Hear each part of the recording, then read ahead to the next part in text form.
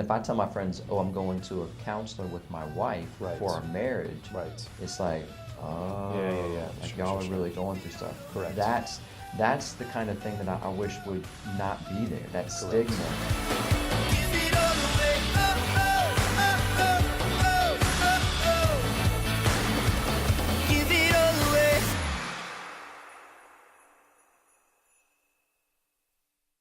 Going back to the why do we need to work at this? Yeah. Why do we need to invest in it? Why do we need to sweat as much as we do in all of this? Yeah, because, okay, so if we take, again, a theological perspective in all this, at the end of the day, you know, for me, the one thing that's going to matter when I get to the gates, Right. God's going to ask me, how did I love my wife? Right? How did I love my kids? That's right. I mean, the counseling is going to be certainly, hopefully it's on my resume somewhere, you know, of life that I did something good. I helped a couple people, Amen. you know, Right. 5 people watch me on YouTube or whatever, whatever it is, something helpful, great. But that's not the main thing. Like the main thing is my family. And That's right. if my family isn't right, then all the other stuff is just a resounding gong. And so if we take that perspective, right, to say that like, this is like, my marriage is the most important thing in my life. I mean, why wouldn't you want to work at it? I mean, why wouldn't you want it to be the best that it can be? I mean, I go to the gym and I see how much people put time and energy into their bodies, which is great. We have to take care of our bodies. All this dieting and the fads that are out there, okay, that's great. Why not eat healthy? Wonderful. Yes, those things are great. But even more important than that is the vocation that God has called us to. And so why wouldn't you want to be the best husband you can be? Why wouldn't you want to be the best father you can be? I mean, I went and got masters and a doctorate so that I can be the best counselor that I can be. That's right. But do I put that same energy and intensity into my family? Yeah. I mean, it always is requires a shift in priorities to say, like, well, what really is the main thing? What really matters the most? And I mean, it's just, for me, it has to be my wife and kids. So it's not something that's unusual for someone to work at their relationship. Like it's something that's it's part of the makeup of it. No, again, we use the same image here. I mean, it doesn't matter what your job is. Right. Like, you got to work at it. Right. Right. I mean, like if you want to be a CEO someday, well, then you study hard in business school and you work your ranks, you work yourself up through the ranks, so that you can be the best executive. And there's still continuing education that you got to take care of. You want to be a nurse, you want to be a doctor, any skill, any job, any occupation requires that. The thing is that we put so much time and effort into those because we see a clear kind of, let's just be honest, we can see a financial gain in that. I mean, I could tell my friends, they're like, oh, I'm going to this conference, we're going to learn on the latest trends on this or whatever like that. But then if I tell my friends, oh, I'm going to a counselor with my wife for our marriage, it's like, oh, like y'all are really going through stuff. Correct. That's the kind of thing that I wish would not be there. That stigma. That's a stigma. That like, oh, you're failing at your relationship and you need somebody to help you with it. Right. Like that to me is a lie from Satan. It's tapping into maybe our ego, our pride, but it's tapping into a lie that like this is all supposed to just work out. Like, what's the big deal? Why are you fighting so hard for it? Why don't you just get out while the getting's good?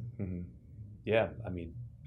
I mean, I wish people would come in earlier, right? I mean, they come to me and I'm like, oh my gosh, this would have been a lot easier if it was 6 years ago or 10 years ago. But maybe that's it. Maybe so. What you're saying though too is that like if a couple said, hey, look, we're not at each other's throats. We have our differences, but could you help us kind of tune up a few things? Sure.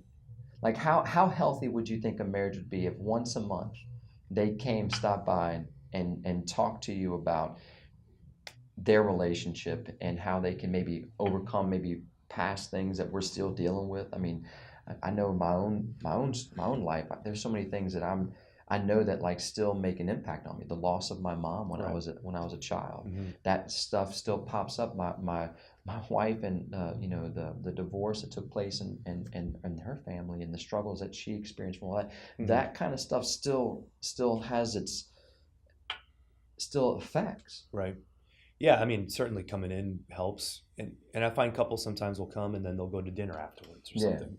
So it's just making in time together. They don't have to come into counseling necessarily, but obviously you have great resources that you've created with the United in Christ, United in Love series that people can do, There are a lot of great books that are out there, but even just go out and spend time together. Yeah. Go on a date. Be intentional about spending time together, even with the busyness of kids, of jobs, of everything else. Whatever that looks like. Having that time. Yeah, I think that in a like a holistic look at it is that what are you doing fun? What are you doing in your relationship that's like your date nights that you Right. talked about? What are you doing education wise, learning the truth of what God's plan for marriage is? Learning about people who have had experience in counseling that has helped to people relate better, to communicate better, to work through differences together. What are couples doing? Like we do married couples retreats, like an annual retreat to kind of enrich and renew. Just like a battery needs to be recharged, sometimes we need to be recharged.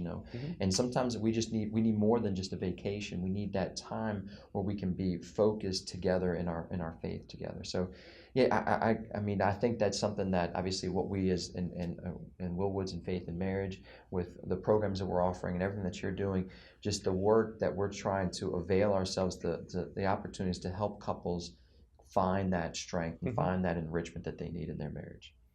Yeah, absolutely. I mean, I provide one service as a counselor, and I'm not going to say that everybody needs to go to counseling because, everybody doesn't need that particular intervention. But does everybody need to know at least an understanding of what marriage is, what the purpose is? Yeah, I think so. Do I think more people could use counseling? Yeah, I certainly think that, without a doubt. But even the digging and all of that it's all part of it's just part of it, right? You can't always have this. Like even intentionality can be exhausting, right? You can't always be like, okay, today we're going to talk about here's the Kleenex box and let's get into every time we're going to get into this heavy it's kind of exhausting. No, it can't be that either, because that's I'm exhausted just thinking about it, right? That's worrisome.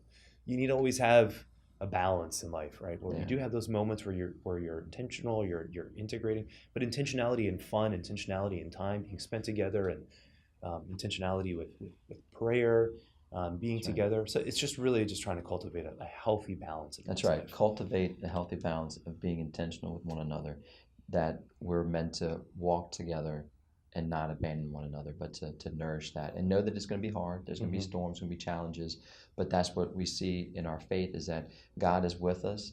His grace will help us to overcome any challenge that we face, and that we're growing not only as better spouses, but we're growing in holiness to our ultimate goal, which is union with God for all eternity.